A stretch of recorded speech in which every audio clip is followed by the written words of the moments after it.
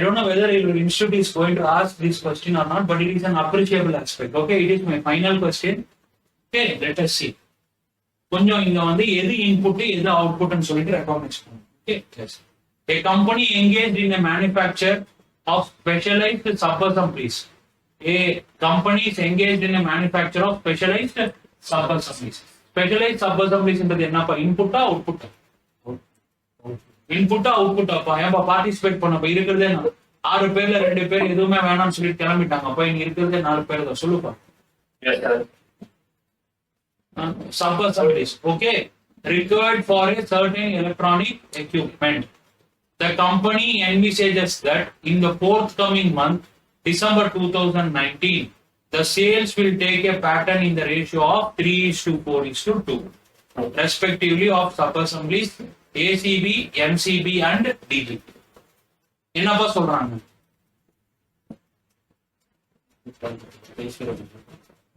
The company envisages that in the forthcoming month, December 2019, the sales will take a pattern in a ratio of 3:4:2. என்னது? சப்-அசெம்பிளியோட ratio sales mixture output sales mix கரெக்டா?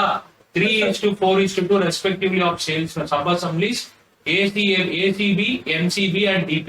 ACB, MCB, DP யாரு? அவங்கதான் sub-assemblies. அவங்கதான் என்ன? Output. அவங்கதான் என்ன? Output. அப்ப எத்தனை அவுட்புட் இருக்கு? 3 அவுட்புட் இருக்கு.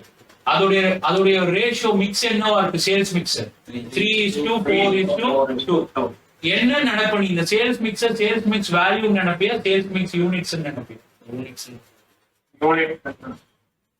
சேல்ஸ் மிக்ஸ் வேல்யூ நினைப்பியா சேல்ஸ் மிக்ஸ் யூனிட்ஸ் நினைப்பியா? This question they have assumed சொல்லல.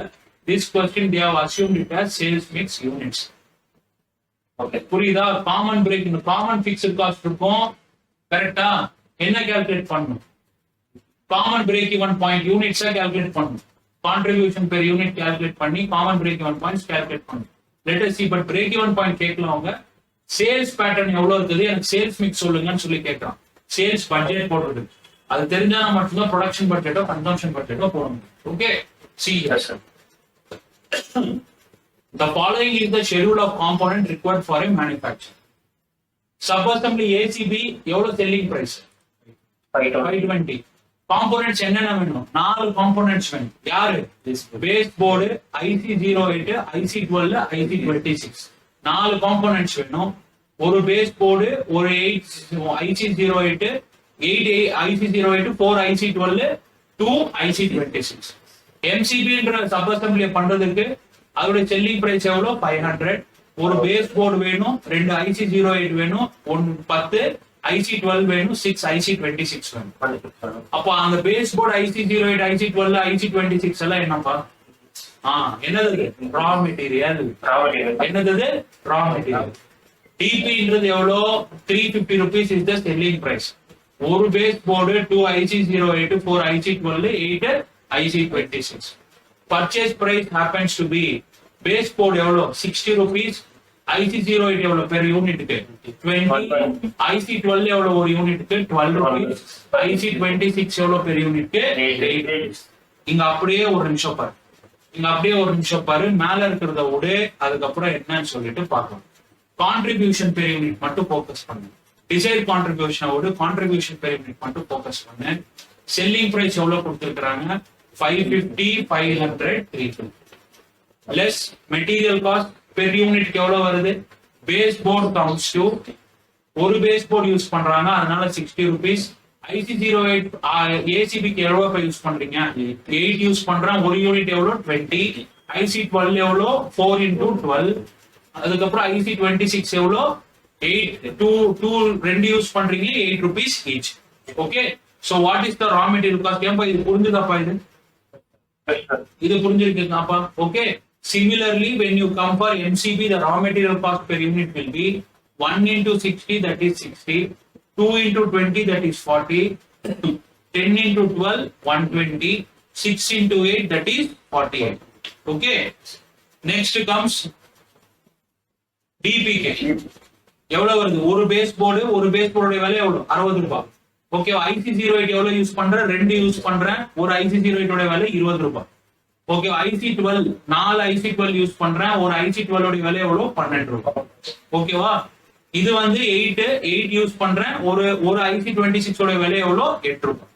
Okay, so the cost will comes to 60. now labor cost இப்போ ஏன்பா இது புரிஞ்சுதாப்பா? இப்போ புரிஞ்சுதா? நெக்ஸ்ட் அடுத்தது இப்போ labor cost.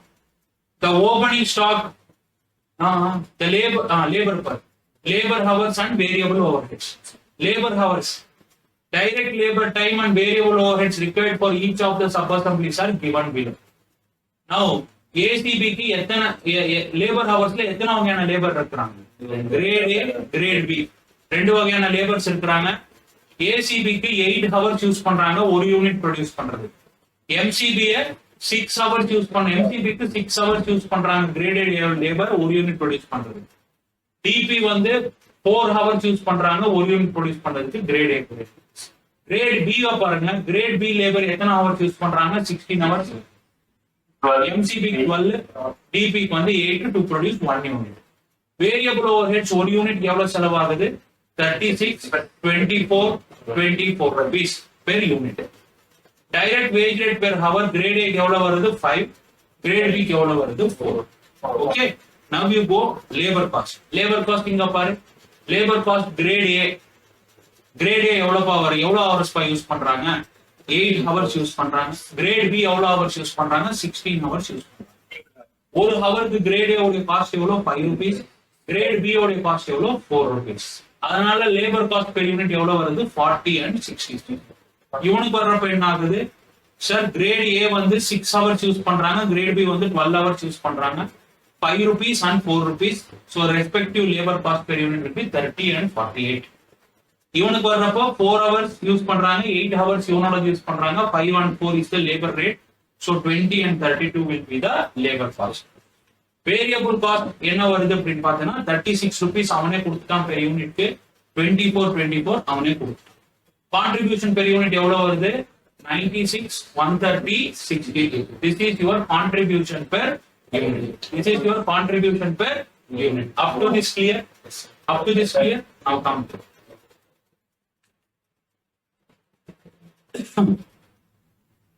the opening stock of sub-assemblies and components of 2019 are as under. என்ன கொடுக்குறாங்க? ஓபனிங் ஸ்டாக் ஆஃப் FGயும் ஓபனிங் ஸ்டாக் ஆஃப் ரா மெட்டீரியலும் கொடுக்குறாங்க. ஓபனிங் ஸ்டாக் ஆஃப் FG எவ்வளவு இருக்கு? ACB வந்து 800, MCB வந்து 1200, DP வந்து எவ்வளவு கொடுக்குறாங்க? 2800. எதுக்கு ஓபனிங் ஸ்டாக் ஆஃப் FG கொடுக்குறாங்க?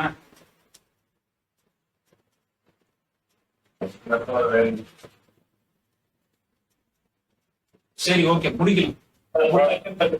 ப்ரொடக்ஷன் பட்ஜெட் போடுறதுக்கு அதுக்கு முதல்ல சேல்ஸ் யூனிட்ஸ் தெரியணும். சேல்ஸ் யூனிட்ஸ் உனக்கு மிக்ஸ் தான் கொடுத்துருக்கான், என்ன கொடுக்கல? நம்பர் ஆஃப் யூனிட்ஸ் கொடுக்கல. முதல்ல சேல்ஸ் யூனிட்ஸ் கொடுத்து ஓபனிங் ஸ்டாக் கொடுத்துட்டான். க்ளோசிங் ஸ்டாக் நம்ம ஐடென்டிஃபை பண்ணி ரிவர்ஸ் ஒர்க்கிங் பண்ணா என்ன கிடைச்சது? நம்பர் ஆஃப் யூனிட்ஸ் ப்ரொடியூஸ்டு கிடைச்சது. ஓகேவா? கன்சம்ஷன் குவான்டிட்டி இங்க கொடுத்துட்டான் மேல, அதை மல்டிப்ளை பண்ணி என்ன கிடைச்சிடும்? கன்சம்ஷன் பட்ஜெட் கிடைச்சிடும்.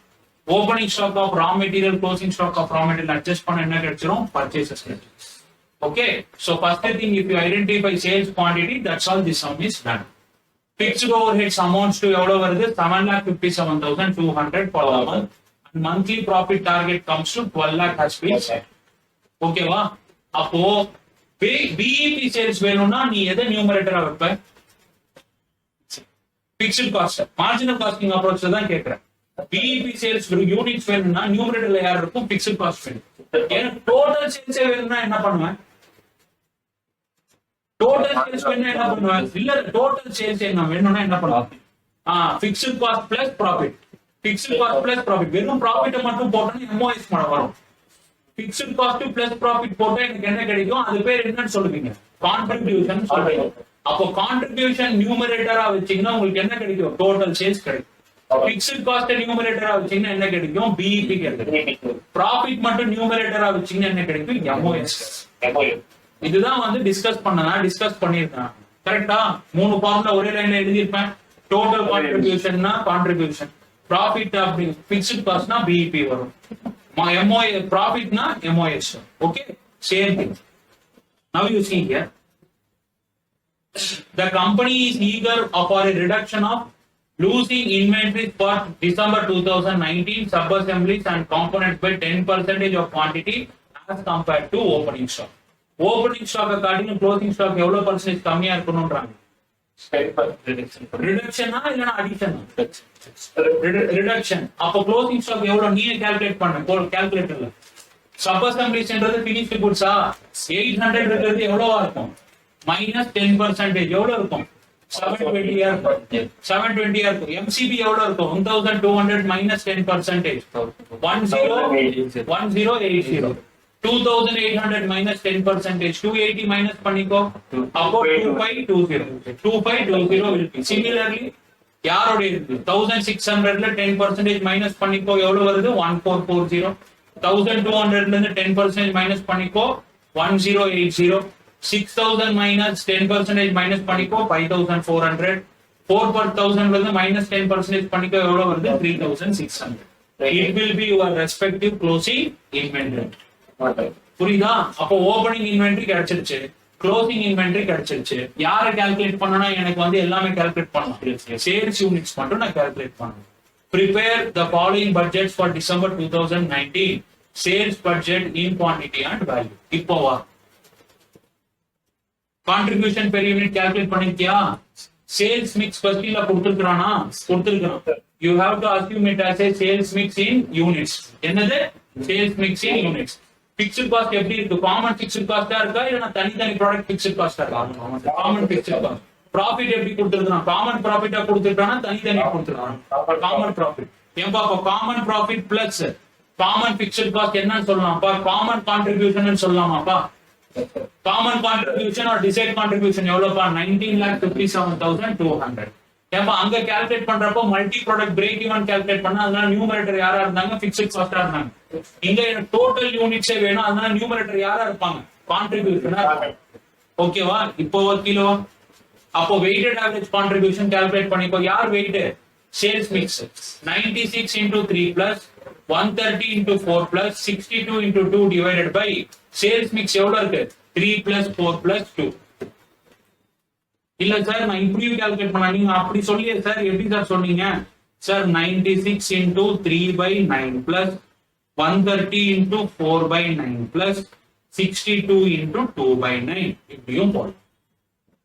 ஓகேவா? 9 காமனா இருக்கு, அதனால நீ என்ன பண்ணிக்கோ டிவைட் பை காமன் 9 போட்டு கூட நீ என்ன பண்ணலாம் நீங்க கால்குலேட். அப்ப புரியுதாப்பா? So the common contribution per unit will be 103.5555556. Okay, அப்போ decide contribution எவ்வளவு? 19,57,200 divided by 103.55556 எவ்வளவு வருதுப்பா? சேல்ஸ் 18,000. இது BEP இல்ல, இது BEP இல்ல, என்ன யூனிட்ஸ் இது? என்ன யூனிட்ஸ்? Total sales units. நம்ம நல்லா பாருங்க, பிக்ஸ்ட் காஸ்ட் போட்டிருந்தா மட்டும்தான் யாரும் வந்திருப்பாங்க? BEP யூனிட்ஸ் வந்திருப்பாங்க. இங்க நான் போட்டிருக்கிறது என்ன? Total contribution divided by contribution by unit போட்டா எனக்கு என்ன கிடைக்கும்? டோட்டல் சேல்ஸ் கிடைக்கும். சோ 6,300 அது எந்த மிக்ஸ்ல நீ வந்து எடுத்தியோ அதே மிக்ஸ்ல நீ என்ன பண்ணி இந்த 18,900 பிரிச்சு போடு, உனக்கு என்ன கிடைச்சிரும்? நம்பர் ஆஃப் யூனிட்ஸ் சோல்டு கிடைச்சிரும். சோ சோல்டு கிடைச்ச உடனே ஆட்டோமேட்டிக்கா என்ன பண்ணு? சேல்ஸ் பட்ஜெட்டை போடு. சேல்ஸ் பட்ஜெட்ல வந்து உனக்கு என்ன கிடைச்சிரும்? செல்லிங் பிரைஸ் மல்டிப்ளை பண்ண கெட்டிங் டோட்டல் சேல்ஸ். ஓகேவா? நம்பர் ஆஃப் யூனிட்ஸ் வச்சு என்ன பண்ணிக்கோ? சேல்ஸ் யூனிட்ஸ்ல இருந்து ஓப்பனிங் க்ளோசிங் FGM மைனஸ் பண்ண ஆட் பண்ணி மைனஸ் பண்ண என்ன கிடைக்கும்? Getting number of units. இதுக்கப்புறம் நீ உன்னால என்ன பண்ண முடியும்னா ப்ரொடக்ஷன் பட்ஜெட், கன்சம்ஷன் பட்ஜெட் என்ன பண்ணலாம்? புரியுதா? புரியுதாப்பா? இது உன் இன்ஸ்டிடியூட்ல கொண்டு போய் லிங்கேஜ் எல்லாம் எதுவுமே கொடுக்கல, சரியா? Better note it down and then take it. ஓகேவா? நோட் பண்ணிக்கோ, போட்டுட்டு கையோட இன்னைக்கு நைட்டே சூட்டோட சூட்டா போய் இந்த கொஸ்டினை சால்வ் பண்ணு. ஓகேவா? முடிஞ்சு. ஓகே,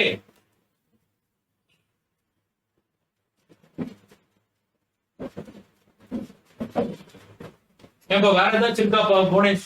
இதை எடுக்க வேண்டியது பட்ஜெட்ல. I think I have completed all. எல்லாம் ஃபைன் இல்லையா? ரேஷியோஸ் கவர் பண்ணிட்டேன், எல்லா பட்ஜெட்ஸும் எடுத்துட்டேன், கஷ்டமான கொஸ்டின்ஸும் சால்வ் ஆயிடுச்சு. இருக்கிறதுல சின்ன சின்ன கொஸ்டின்ஸ் தான் நீங்க சால்வ் பண்ணிட்டு ஸ்டாண்டர்ட் காஸ்டிங் பேஸ் பண்ணி இது அது ஒன்று இருக்கு, அது எடுக்கணுமா இல்லை அது நீங்களே போட்டுருப்பீங்க? எடுக்கணுமா? அது ஒன்றும் இல்லை, அது வந்து எடு என்னன்றது அதையும் சொல்லிட்டோம். சேல்ஸ் பிரைஸ் வேரியன்ஸ்ன்றது ஒண்ணு கொடுத்துருக்கான் பாருங்க, உங்களுக்கு இல்லப்பா அவன் என்ன ஃபார்முலா கொடுத்துருக்கானோ அதை பார்த்துட்டு எடுத்துட்டு போய்க்கோங்க. ஓகே, போய்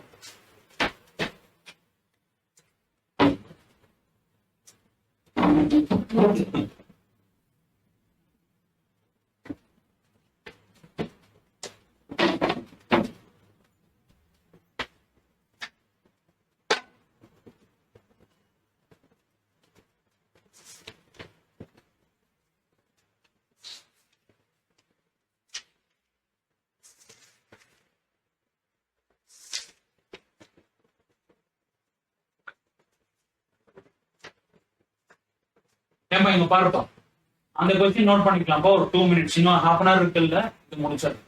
TQM Limited has furnished the following information for the month ending 30th June 2019. Master budget எத்தனை யூனிட்ஸ் போட்டிருக்க? 80,000. ஆக்சுவலி எவ்வளவு கொடுத்துருக்காங்க? 72,000. சேல்ஸ் எவ்வளோ? 3,20,000. ஆக்சுவலி எவ்வளோ? 2,80,000. வேரியன்ஸ் எவ்வளோ? 40,000. Direct material per direct material எத்தனை யூனிட்ஸ் கொண்டா? டைரக்ட் மெட்டீரியல் பட்ஜெட் எவ்வளவு போட்டிருக்கு? 80,000. ஆக்சுவலி எவ்வளவு வந்திருக்கு? 72,000. கம்பேர் பண்ணலாமா? கம்பேர் பண்ண கூடாது. எப்ப நான் சொல்றது புரியுதா? 80,000 போட்டிருக்கிற பட்ஜெட்டை ஆக்சுவல் கூட கம்பேர் பண்ணி வேரியன்ஸ் எடுக்கலாம்பா. ஆவரேஜ் ஆக்சுவல் எவ்வளவுப்பா போட்டிருக்கான்? 72,000. அவன் போட்டிருக்கிற வேரியன்ஸ் தப்பா கரெக்டா? 80,000 பட்ஜெட் போட்டிருக்கிறான், ஆக்சுவல் வந்து 72,000 இருக்கு. அதை அப்படியே கம்பேர் பண்ணி வேரியன்ஸ் எடுத்திருக்கான். அவன் போட்டிருக்கிறது தப்பா கரெக்டா? தப்பு. அப்போ பட்ஜெட் என்ன பண்ணும்? பட்ஜெட் ஆக்சுவலுக்கு தகுந்த மாதிரி நீங்க என்ன பண்ணணும்? பட்ஜெட்டை மாத்தி அதுக்கப்புறம் நீங்க என்ன பண்ணணும்? கம்பேர் பண்ணி புது வேரியன்ஸஸ் நீங்க கால்குலேட் பண்ணணும். அதுதான் அவன் சொல்றான், வேற எதுவும் இல்லை. Okay, that's what they have asked. மத்தபடி வேற எதுவும் இல்லை. அதுக்கப்புறம் ஸ்டாண்டர்ட் காஸ்டிங் தேவையான டீடைல்ஸ் கொடுத்துருக்காங்க. பிளெக்சிபிள் பட்ஜெட்டை போட்டு வேரியன்சஸ் ஆக்சுவல் கூட கம்பேர் பண்ணி ரிசல்ட்ஸ் எடுத்துக்கோங்க. அதுக்கப்புறம் வேரியன்சஸ் கால்குலேட் பண்ண சொல்லிருக்கான். பெர் யூனிட் இன்ஃபர்மேஷன் ஸ்டாண்டர்டும் ஆக்சுவல் டீடைல்ஸ் கொடுத்துருக்காங்க, கால்குலேட் பண்ணிக்கோங்க. Only one thing, sales price variance உங்களுக்கு இல்ல, சரியா? சிலபஸ்ல இல்ல, ஃபைனல்ல தான் இருக்கு. ஃபைனல்ல கூட இல்ல. ஃபைனல்ல உங்களுக்கு எஸ்டிஎம்பி தானே, அது தூக்கிட்டாங்க. செல்ஃப் பேஸ்ட் மாடல்ல தான் கொடுத்துருக்காங்க. ஸோ சேல்ஸ் பிரைஸ் என்ன இருக்குதோ அது ஃபார்முலா மட்டும் பார்த்துட்டு என்னன்னு போய்க்கும். இது கேட்க மாட்டான். கொஸ்டின் இதுல இருந்து வந்துச்சுன்னா அட்டென்ட் பண்ணிக்கோங்க. Easy question. என்ன பண்ணணும்? பட்ஜெட்டை வந்து ஆக்சுவலுக்கு வந்து நீங்க என்ன பண்ணணும்? அதுக்கு தகுந்த மாதிரி ரீட்ராஃப்ட் பண்ணி என்ன பண்ணிக்கணும்? கம்பேர் பண்ணணும். Okay, that's what they have done.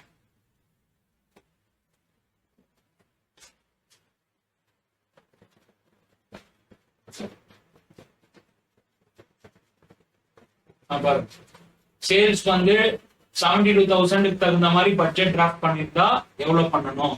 அதெல்லாம் பண்ணி போட்டு. Okay, that's all you have to do. அதுக்கப்புறம் வேரியன்ஸ் கொடுத்துருக்கான். Sales price variance is nothing but your price. யாருப்பா அங்க கம்பேரிசன் ஃபேக்டர் யார் எடுப்பீங்க? சேல்ஸ் பிரைஸ் வேரியன்ஸ்க்கு பிரைஸ் எடுப்பீங்க. யார் என்ன பிரைஸ் முன்னாடி வரும்? Standard rate minus actual rate. தப்புப்பா, ஆக்சுவல் முன்னாடி வரும். சேல் பிரைஸ்னா இன்கம்பா. ஆக்சுவல் வந்து பெஞ்ச் மார்க்கை காட்டில அதிகமா இருக்கணும்னு நினைப்பியா, கம்மியா இருக்கணும்னு நினைப்பியா? அதிகமா இருக்கணும்னு நினைப்பா. அப்ப யார் முன்னாடி வரணும்? ஆக்சுவல் பிரைஸ் முன்னாடி வரும். Actual price minus standard price into actual quantity. என்ன பார்த்துட்டு இருக்கிறேன் நான்? சேல்ஸ். இதே காஸ்ட்னா ஸ்டாண்டர்ட் காட்டிலும் ஆக்சுவல் கம்மியா இருந்தா ஃபேவரபிள். அதே சேலுக்கு வர்றப்ப ஆக்சுவல் வந்து பெஞ்ச் மார்க்கை காட்டில அதிகமா இருக்கணும்.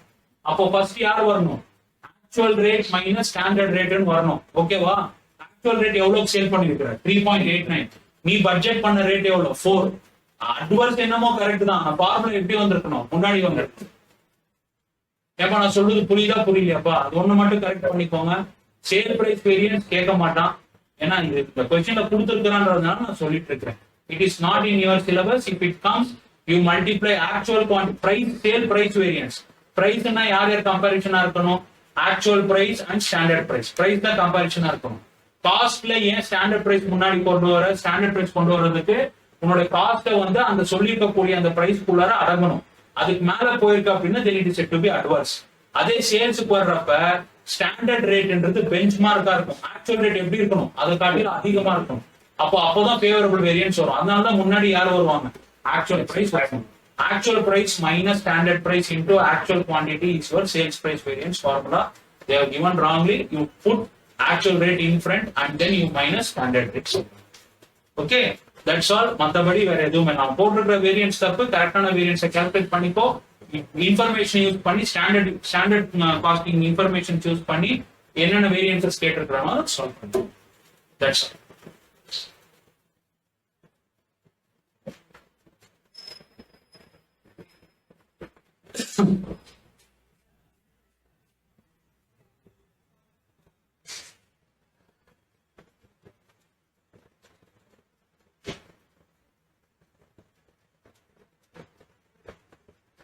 Take the budget.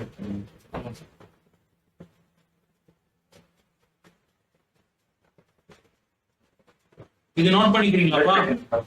இது நோட் பண்ணிக்கிறீங்களா? நோட் பண்ணிக்கோங்க.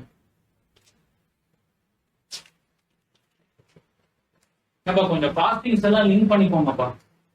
கொஸ்டின்ஸ் மேட்டர்ஸ் எல்லாம் என்னென்ன இருக்குதோ முடிஞ்ச அளவுக்கு லிங்கேஜ் பண்ணி படிக்க ஆரம்பிங்க. இல்லை அப்படின்னா டென்ஷன் ஆயிடுவீங்க.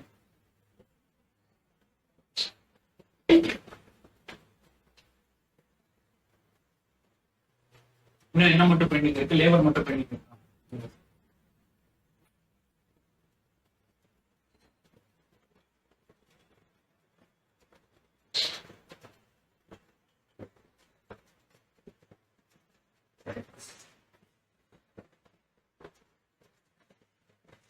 ஃபீட்பேக் ஃபார்ம் அனுப்பணும். ஆன்லைன் ஃப்ரெண்ட்ஸ் ஃபீட்பேக் ஃபார்ம் அனுப்புவாங்க குரூப்ல. அப்படியே கொஞ்சம் சிரம பார்க்காம ஃபில்அப் பண்ணிட்டாங்க இம்ப்ரூவ்மெண்ட் பர்பஸ்க்கு. ஓகே, அப்படியே கூகுள் ரிவ்யூ ஸ்கேனரும் அனுப்பிடுவாங்க. கூகுள் ரிவ்யூ போட்டு விட்டுருங்க. ஓகே, என்ன தோணுதோ அது போடுப்பா. நல்லதுன்னா நல்லது போடுப்பா, கெட்டதுன்னா கெட்டது போடுப்பா. I am not bargaining you from your reviews. Give us the genuine reviews because we are very young to academy. 1.5 year 2 years now we are growing. Okay, we need your hands also for growing. நாங்க வளர்றதுக்கு உங்களோட hands கண்டிப்பா தேவைப்படும். நீங்க தான் black pier. கரெக்டா? Reviews என்ன தோணுதோ போடுங்க. ஆன்லைன் கிளாஸஸ் நல்லா இருக்கா, நல்லா இருந்துச்சுன்னா போடுங்க. இல்ல இன்னும் ஏதாச்சும் இம்ப்ரூவ்மெண்ட்ஸ் இருக்கா போடுங்க. இல்ல நம்ம கிளாஸஸ் பத்தி என்ன போட்டோமோ போடுங்க. அதெல்லாம் எந்த பிரச்சனையுமே இல்லை. கெட்ட வார்த்தை போடுறதா போட்டுக்கோ. Please for that. Okay, but give the genuine reviews. Okay, that will be helpful for us to grow.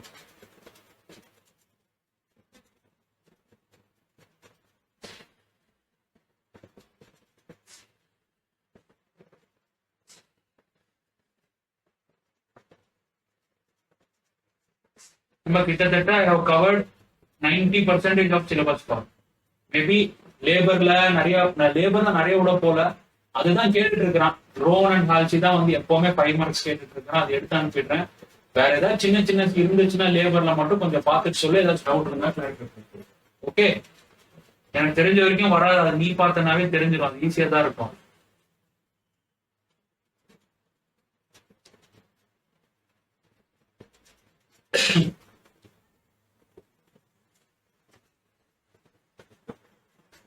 Productive ஹவர்ஸ்னா வேற, ஸ்டாண்டர்ட் ஹவர்ஸ்னா வேற, ஆக்சுவல் ஹவர்ஸ் டேக்கன் வேற, ஆக்சுவல் ஹவர்ஸ் பெய்டு வேற. கரெக்டா? ப்ரொடக்டிவ் ஹவர்ஸ்னா எக்ஸ்க்ளூசிவா வேலை செய்யறது. அப்படி இருந்தா எம்ப்ளாய் ஓடிடுவான். அதனால என்ன கொடுக்குறாங்க, நார்மல் ஐடல் டைமையும் கொஞ்சம் போட்டு ரிலாக்ஸேஷன் கொடுக்குறாங்க. அப்போதான் யாரும் வருவாங்க, ஸ்டாண்டர்ட் டைம் வருவாங்க. ஸ்டாண்டர்ட் டைமுக்கும் ஆக்சுவல் ஹவர்ஸ்க்கும் டிஃபரன்ஸ் இருக்கும். அதுதான் என்ன, எஃபிஷியன்சி. கரெக்டா? ஆக்சுவல் டைம் டேக்கனுக்கும் ஆக்சுவல் டைம் பெய்டுக்கும் டிஃபரன்ஸ் இருக்கும். அதான் என்ன, அப்நார்மல் ஆயிடுச்சு. இது மட்டும் ஞாபகத்துக்கு வச்சுக்கோங்க.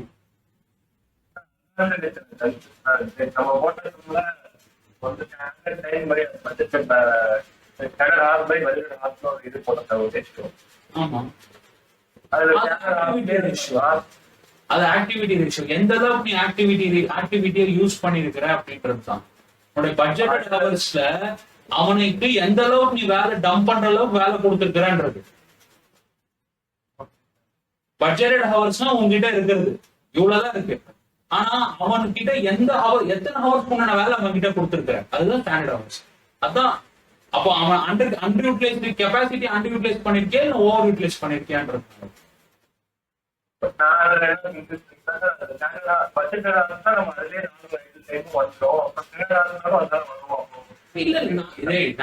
ஸ்டாண்டர்ட் ஹவர்ஸ் பத்தி கரெக்ட் தான். ஐடியல் டைம் ரெண்டுலயுமே வரும். இந்த ஐடியல் டைம் என்னோட அப்ஜெக்டிவ் கிடையாதுல்ல. என்னோட அப்ஜெக்டிவ் என்ன தெரியும் சொல்லு. வெறும் ப்ரொடக்ஷன் மட்டும் ப்ரொடக்டிவ் ஆக்டிவிட்டி என்னோட ஆக்டிவிட்டி என்ன, என்னோட கெப்பாசிட்டியை நான் ஃபுல்லா யூட்டிலைஸ் பண்ற அளவுக்கு அவனுக்கு வேலை கொடுத்துருக்கானா இல்லையான்னு புரியுது. ஆர்டிகல்ஸுக்கு போற, இப்ப ஆர்டிகல்ஸுக்கு போற 26 நாள் மாசத்துல இருக்குது, 4 சண்டே விட்டுரு, 8 மணி நேரம் பட்ஜெட் ஹவர்ஸ் போடு, 26 into 8 எவ்வளவு வருது? 26 into 8 எவ்வளவு வருது? கிட்டத்தட்ட 208 ஹவர்ஸ் வருதுன்னு வை. 208 ஹவர்ஸ், அதுதான் பட்ஜெட்டட் ஹவர்ஸ். உன்னுடைய பிரின்சிபல் வந்து ஒரு 300 ஹவர்ஸ் உண்டான வேலை உங்ககிட்ட கொடுக்குற. நீ ஃபுல்லி எங்கேஜா இருக்கிறியா, எங்கேஜா இல்லையா? மேலேயே இருக்கு. அதுதான் ஆக்டிவிட்டி. அந்த மாதிரி அதுதான் ஆப்ஜெக்டிவிட்டின்னு சொல்லிட்டு இருக்கேன். ஐடியல் டைம் ஆமா நார்மாலிட்டி பேஸ் பண்ணி தான் கொடுத்துருப்பான், பட்ஜெட்டட் ஹவர்ஸ்லயும் இருக்கும், எல்லாமே இருக்கு. நீ சொல்றதெல்லாம் வாஸ்தவம் கரெக்ட். ஆனா என்னோட ஆப்ஜெக்டிவிட்டி வேண்டாங்க. ஃபுல்லி எங்கேஜ் இருக்கியா ஆக்டிவிட்டி சொல்றது, நான் அவனை வந்து அவனுக்கு கொடுக்குற சம்பளத்துக்கு ஃபுல்லி என்கேஜ் பண்ற மாதிரி நான் அவனுக்கு ஆக்டிவிட்டி கொடுத்துருக்கிறேன்னா இல்லையா? அவ்வளவுதான். ஸ்டாண்டர்ட் ஹவர்ஸை காட்டில் நான் அதிகமா எடுத்துக்கிட்டு அவன் பண்ணிருக்கிறான்னா அது அவனுடைய எஃபிஷியன்சி பிரச்சனை. நார்மலான லேபரோட மாதிரி இருக்கு. ப்ரொஃபஷனல்ஸ் வந்து அதுல எஃபிஷியன்சில கம்மி டைம்லயே அவங்க முடிப்பாங்க. ஸோ அதனால அவங்கள வந்து இதுல எடுத்துக்கூடாதுன்னு சொல்லுங்க. யாரு சொன்னாங்க? இப்போ நார்மலா ஒரு லேபர் எவ்வளவு ஒர்க் பண்ணுவான் அந்த கம்ப்ளீட் பண்றதுக்கு, அந்த மாதிரி நம்ம எடுப்போம். ப்ரொஃபஷனலா இருக்கக்கூடாது, ஏன்னா அவன் எஃபிஷியன்டா இருப்பான் சீக்கிரம். ஆமா, அது ஒரு கொஸ்டின்ல சொன்னேன் நான். அது எந்த கொஸ்டின்ல சொன்னேன் நான்? இதுல சொன்னாப்பா. ஏப்பா எஃபிஷியன்சி ஸ்டாண்டர்ட்ஸை ஃபிக்ஸ் பண்றப்ப ஸ்டாண்டர்ட் டைம் வந்து நீ எப்படி வைக்கணும்னு பார்த்தனா அதுக்கு அவன் ப்ரொசீஜர் சொல்லியிருக்கான். என்ன செட் ஆஃப் ப்ரொசீஜர் சொல்லியிருக்கான்? ஒரு ப்ரொசீஜரு ஒரு லேமன் வந்து புதுசா வர்றவன் ஓரளவுக்கு கத்துக்கிட்டு அவனால வந்து எத்தனை மணி நேரத்துல அந்த வேலை முடிக்கணுமோ அதுதான் வந்து பெஞ்ச்மார்க்கா வைக்கணும் ஸ்டாண்டர்டுக்கு. சரியா? ஓவர் எஃபிஷியன்டா இருக்கிறான், அவன் பண்ணி அவனுக்கு பழக்கப்பட்டிருக்கிறவனை கொண்டு போய் கொடுத்தானாக்க, இப்போ நான் காஸ்டிங் சால்வ் பண்றதுக்கும் நீங்க சால்வ் பண்றதுக்கும் வித்தியாசம் இருக்கு. ஆமாவா? நீ இப்போ நான் என்ன பண்றேன்னா ஸ்டாண்டர்ட் டைம் வந்து பிரசாத் வந்து இப்போ வந்து மார்ஜினல் காஸ்டிங்க வந்து 2 நிமிஷத்துல போட்டுறான்னா அதே ஸ்டாண்டர்ட் டைம் வந்து நான் உங்களுக்கு கொடுக்க முடியுமா சம் சால்விங்க்கு? ரீசன் என்ன? I have solved more sum, I have become more practice to it, so that my learning curve has been improved. Already I have at a improved stage. You are beginner to it. அப்போ உனக்கு நான் என்ன கொடுக்கணும்? I have give you, I must be just an equitable to you by giving some leverage time extra. Correct? Say for example 2 minutes க்கு பதிலா I will be giving you 6 minutes to solve the sum. அது வேற. எல்லாமே ஒண்ணுக்காவே எடுத்துட்டு வந்தா ஒவ்வொன்றுக்கும் ஒவ்வொரு objectivity இருக்குது. ஒவ்வொன்றுக்கும்